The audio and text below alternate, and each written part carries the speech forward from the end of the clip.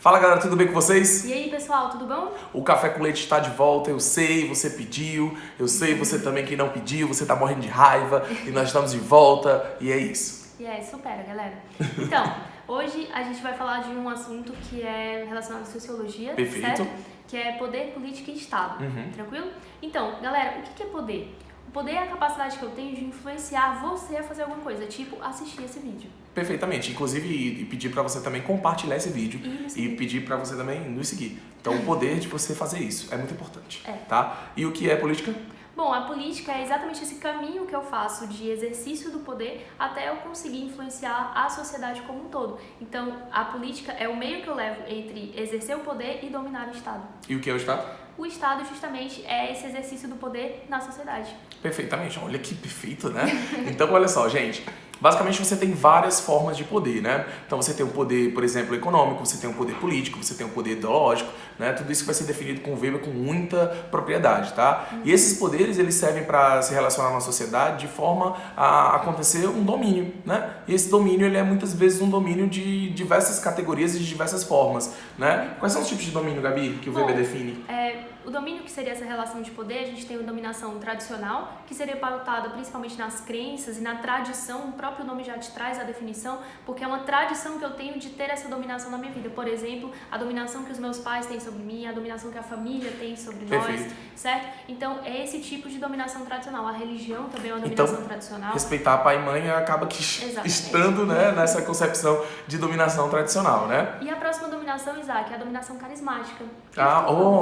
Dominação carismática. Você, por exemplo, que acredita nos seus influencers, agora que a gente vai ser influencer, a gente também está dentro dessa categoria, né? Então, o que acontece? Você acaba acreditando numa pessoa, você acaba seguindo o que a pessoa coloca por meio do carisma dela. Então, quando a pessoa, por exemplo, é uma pessoa que você acredita, se é uma pessoa que esteja falando a verdade, que esteja seguindo no caminho da retidão, então essa pessoa que você vê de uma forma correta, que você acaba sendo dominado pelo carisma dela, esse é o tipo de domínio que a gente chama de dominação carismática, tudo bem? Então, aquele influencer que você acaba acreditando tudo que ele fala, porque ele é o seu influencer favorito, então é mais ou menos isso, É uma tá dominação bem individual, galera. Okay. E a última dominação que a gente tem é a dominação racional legal, que é ligada principalmente a essa racionalização do Estado, beleza? É uma dominação que eu levo em consideração a burocracia, as leis e principalmente a palavrinha legitimidade das leis sobre mim. Então, por que eu respeito as leis? Por que eu respeito a Constituição? Por que eu respeito isso? Porque eles estabelecem uma dominação sobre mim. Perfeito. Que eu reconheci. Perfeito. Então, quando a gente fala de dominação racional legal, a gente está falando de legislação. Atenção, galera, não esqueça disso. Tá bom? Lei, ok? E aí, Gabi, o que acontece? Vamos falar um pouco sobre política? Vamos. Rapidinho, o que é política? Bom, a política é esse exercício do poder. Então comenta pra mim como é que eu posso fazer isso. Bom, eu posso fazer, por exemplo, participando de um partido político. Eu posso fazer, por exemplo, sendo um político, né? Exatamente. Eu posso ser, por exemplo, nas minhas relações individuais. Eu posso votar. Por exemplo, eu posso votar. Então, o poder político ele pode ser exercido de diversas formas. Então, quando você você participa de uma assembleia do seu bairro, quando você, por exemplo, participa do Grêmio Estudantil. Então, quando você participa dessas formas de exercer o poder, né, você está fazendo política. Exatamente. Tudo bem? Então, Gabi, então vamos pro Estado? Bora, rapidinho pra gente poder, o que é o Estado, né? Por favor, não sai daqui, não perca essa audiência maravilhosa. O que é o Estado, então? Basicamente, como você definiu, né? O Estado é realmente quando você insere esse poder dentro da sociedade. Exercer o poder dentro da sociedade que a sociedade reconhece. Isso, legitimidade é muito importante, tá bom?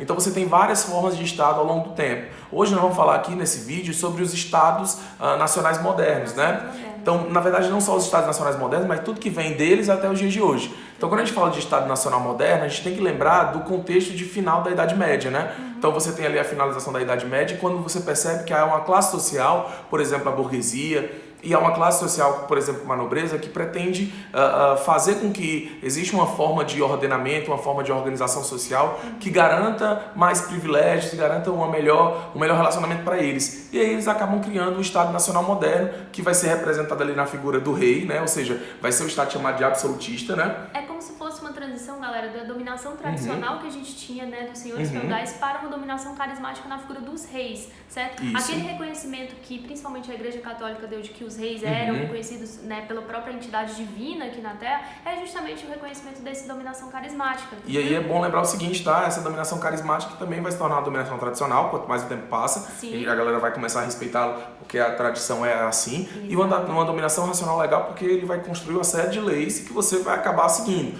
Tudo bem? A unificação de vários reinos. Unificação, né? Unificação é um fator extremamente importante dentro da concepção do Estado absolutista, né? Eu vou unificar uma série de coisas, o poder vai estar concentrado na mão do rei, mas eu vou unificar a moeda, eu vou ter unificar a língua, exército, religião, território, tudo isso vai estar unificado. São componentes fundamentais do Estado moderno. Do Estado Nacional moderno. Então, não é só exercer a influência sobre a sociedade, ter um poder legítimo dentro da sociedade, mas ter todos esses fatores que o Isaac elencou para ser reconhecido como um Estado moderno. Perfeito. Então, saindo do Estado moderno, a gente entra já em outro modelo de Estado, né, um Estado mais liberal. Né? Principalmente quando a gente vai romper ali a Revolução Francesa, é muito importante para isso, né? Principalmente depois que a Revolução Francesa assina aquele documento extremamente importante, chamado de Declaração dos Direitos do Homem e do Cidadão, né? Que vai transformar todo mundo em igual perante a lei, todo mundo mais ou menos, né? Porque as mulheres não vão estar dentro desse contexto, não, né? Teve, mas depois a Marie de Gouges vai ser decapitada. Momento de cara triste. Enfim, e aí a gente então entra no Estado liberal, que é um Estado de maior participação política, né? Um Estado onde o poder vai estar desconcentrado. Comenta pra gente. Um rompimento com a situação anterior, que era o Estado absolutista de uma concentração total. Agora eu vou ter um poder mais difuso e eu vou diminuir a influência do Estado, principalmente na parcela econômica da minha vida. Então, aquele Estado absolutista que concentrava todos os poderes, né, econômico, ideológico Perfeito. e racional legal dentro da figura do rei, agora ele vai ter um poder mais disperso, em que a esfera econômica não vai sofrer influência direta do Estado. E aí vem pensadores como o Adam Smith, né? Exatamente. A gente fala de pensadores, né? Mas assim, quando a gente volta para falar da teoria do Estado absolutista, a gente também não pode esquecer que alguns pensadores ajudaram naquelas teorias, né? Tipo Hobbes, como é o caso do Hobbes, né? Como é o caso do Maquiavel, né? Como é o caso do Jacques Bossuet, né? Que são filósofos que vão pensar aquele Estado absolutista anterior. E aí lá na frente a gente vai pensar o Estado liberal já com outros filósofos, né? Então, por exemplo, você vai pensar o Estado liberal usando o John Locke, usando o Rousseau, né? Então o Montesquieu, né? Ou seja, a divisão dos poderes vai ser mega importante. Então é bom salientar isso. Para que não seja mais importante do que o outro. Para que um poder que esteja com todos os poderes concentrados em sua mão, que ele vá se corromper, para que isso não aconteça. Ou seja, para aí eu divido. Fiscalizações ao poder. Exatamente, eu divido poder legislativo, executivo e judiciário. Tudo bem? Então, saindo do Estado liberal, a gente vai para onde, Gabi? A gente vai para a seção dos estados, né, nazifascistas. Na verdade, a gente vai para o nazifascista mais para frente, né? A gente tem que lembrar que antes do nazifascista a gente tem o Estado social. Né? O Estado socialista. E aí, que foi uma reação, na verdade. Exatamente. O Estado nazifascista, ele é uma reação a isso. Foi mal, galera. Né? Erros acontecem. Exatamente. Né? Mas não foi um erro. A gente costuma colocar toda essa perspectiva juntos, porque o que acontece é que quando a gente começa o século XX, a gente começa com essas ideologias, como é o caso, por exemplo, do socialismo, sendo questionadas. Né? Justamente a crise do Estado liberal, né? A crise do Estado liberal, ela está dentro da concepção de você, por exemplo, ter o Estado socialista surgindo, que vai questionar esse Estado liberal, que servia apenas a uma quantidade de pessoas, né? E aí você vai ter, por exemplo, depois o Estado nazifascista questionando o que viria a ser o Estado social, né? E o próprio Estado liberal. É como se depois do Estado liberal tivesse duas contestações, né? O Estado socialista e o Estado nazifascista. Perfeitamente. Sendo que o nazifascista, ele contesta também o Estado socialista. Perfeitamente. Então o Estado socialista é aquela ideia, né, que vai ser discutido de diversas formas. É bom lembrar que as ideias sociais vão surgir ali no século XIX, né, com a perspectiva do socialismo, que vai surgir primeiramente com o socialismo utópico, né, do Charles Fourier, do Robert Owen, né? Além disso, do socialismo utópico, que era aquela ideia de que os patrões e os operários iriam dividir todo o lucro da produção, né? E aí você depois vem com o socialismo científico, do Karl Marx e do Frederick Engels, que seria um caminho para se chegar numa sociedade comunista, onde o socialismo, onde você teria o Estado que seria dono de todos os meios de produção, e depois que todo mundo já dividiu essa produção, né, e todo mundo dividiu esses meios de produção, todo mundo saberia como dividir tudo e aí não precisaria mais do Estado, né? Então o Estado sairia de cena no Estado comunista. É bom lembrar que o Estado comunista não tem Estado, beleza? Ele é chamado de Estado comunista, mas não tem a figura do Estado comunista. Perfeitamente. E aí você sabe que muita gente vai criticar esse modelo porque vão dizer o seguinte: mas aí você nunca vai ter o Estado abandonando esses poderes, o Estado nunca vai sair de cena. E aí vão vir a concepção... Galera, é uma contestação direta à propriedade privada, que foi uma coisa muito valorizada no Estado liberal. E aí, quando o Estado socialista vem com essa contestação, coloca muitas outras esferas da sociedade vão ver isso com muito maus olhos. E aí que a gente tem, por exemplo, a seção dos Estados nazifascistas, em que a gente tem uma garantia, né, da propriedade privada, mas também um medo, né, da dispersão do poder do Estado. Então tem uma ultra concentração de poder nas mãos do Estado. Perfeito, então é bom lembrar isso, tá certo? Então existia essa ideia de que, inclusive no socialismo, né, a ideia socialista vai ser questionada pelos próprios anarquistas, onde eles vão dizer de jeito, olha, você concentrar tanto poder na mão do Estado, isso nunca vai fazer com que ele pare de concentrar esse poder. Por isso que o ideal é que você saia de um modelo capitalista e vá direto para o modelo comunista, que seria esse o modelo anarquista. Tudo bem? Então, o caminho direto. O caminho direto. E aí todos esses modelos vão ser questionados pelo Estado nazifascista, principalmente depois da Primeira Guerra Mundial, onde eles vão dizer de jeito, olha, a democracia não deu certo, a democracia faliu, o liberalismo não deu certo e a gente está correndo o risco de passar pelo socialismo. Então vamos para um novo governo, um governo onde o Estado concentra todos os poderes, porque o Estado é a melhor coisa do mundo. Então o Estado vai ser centralizador de todos os poderes, né? O chamado Estado totalitário, que vai ter muita força na Europa. E principalmente, né, uma questão da educação, que o próprio Estado é que educava as pessoas para perpetuar esse sistema totalitário. Perfeitamente. Então, tudo bem? Então é bom vocês entenderem esses aspectos, tá bom? E aí, passando para frente, né, no Estado nazifascista, que é o Estado que vai levar até a Segunda Guerra Mundial e que vai ser rompido depois da Segunda Guerra Mundial, né? É bom lembrar que esse Estado totalitarista ele vai ser visto também na União Soviética, beleza? E aí o que acontece é que depois da Segunda Guerra Mundial você vai ter ali a ascensão ainda mais forte das democracias, principalmente com as ideias do Keynes, né? Para quem não sabe quem é o Keynes, Gabi?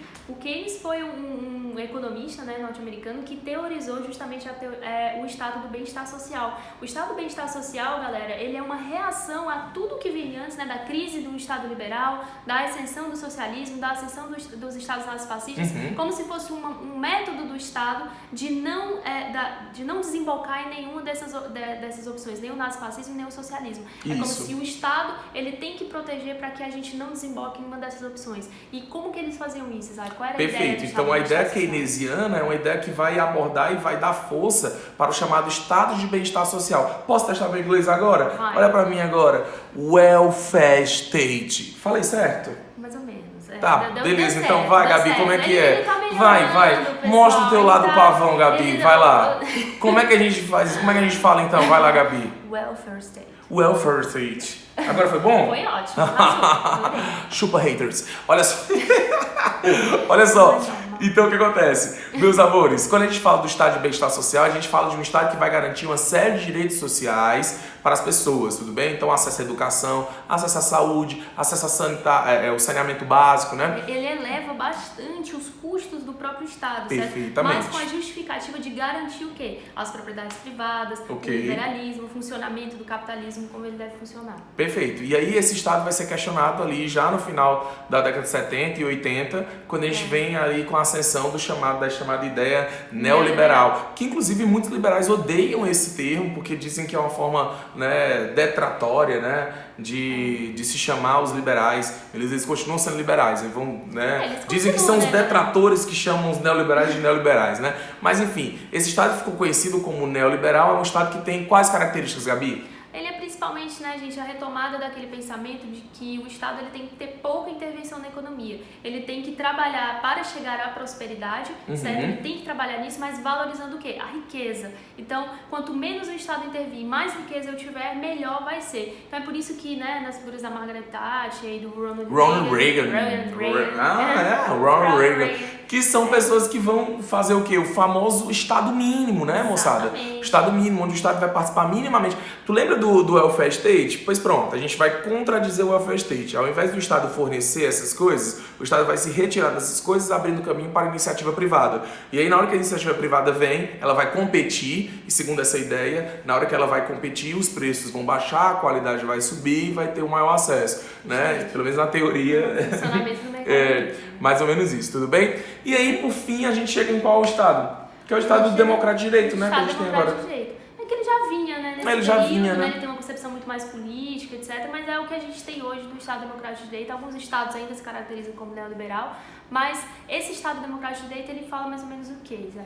Ele vai fazer, na verdade, uma leitura econômica do seu tempo, né? Mas com a garantia de liberdade social, de liberdade política, né? Então essas garantias, elas também vão ser garantias econômicas. Só que o Estado vai tentar fazer um mix, né, disso, ele vai tentar fazer um mix. Olha, a gente tem que ter um mínimo para o funcionamento funcionamento da Isso. sociedade, do Estado Mas e da o mínimo economia. que sirva, mas mesmo isso vai ser questionado hoje em dia, né? Exatamente. Então o Estado Democrático de Direito, necessariamente, ele tem diversas vertentes. Ele pode ser tratado numa vertente, né, econômica, mas principalmente a vertente civil, ela é muito importante. Então o que acontece? Eu tenho que ter garantias legais. O Estado tem que me garantir uma série de coisas, legalmente falando, mas principalmente a liberdade do indivíduo, ela tem que ser garantida. Tudo bem? Então olha só, quando a gente pega esses estados todos, a gente tem até ali o momento liberal que vai realmente formatar uma ideia, né, de estado, assim como tem o Estado Democrático, né, de Direito, assim como tem, né, o estado do welfare state. Todos os estados eles vão dar mais ou menos uma ideia para vocês do que pode cair na sua prova. Então a gente fez aqui um recorte que pode lhe ajudar bastante, né, na prova de vocês aí no Enem. Não é não, Gabi? Exatamente, pessoal, isso é muito cobrado, tá? As concepções que o Estado tem, desse entendimento do que é poder, do que é político, do que é Estado, porque se você entende que poder é essa capacidade de influenciar, a política é o meio que eu vou conseguir chegar até o domínio do Estado, que é justamente as relações de poder na sociedade, o controle disso, então você já tem uma compreensão muito diferenciada do que são esses modelos de Estado. Tranquilo? Perfeito, então, meus amores, é isso, tá? A gente espera que tenha ajudado vocês, né, nessa caminhada de sociologia, né? A gente espera também que vocês voltem no próximo vídeo para poder saber mais sobre ciências humanas, para poder, né, a gente fechar essas 45 questões de humanas, né, daqui a alguns dias no nosso glorioso Enem, tudo bem? E a gente conta com vocês aqui para poder compartilhar, para poder nos seguir nas redes sociais e principalmente, jovem, para poder levar esse vídeo para outras pessoas, porque a educação precisa ser democratizada, não é isso, Gabi? Exatamente, pessoal, o grande acesso que a internet nos dá. Então, se você tem alguma dúvida, bota aqui nos comentários, tá bom? A gente vai tentar responder e até a próxima, pessoal. Show? Beijos, abraço, aperto de mão, beijo, mãe.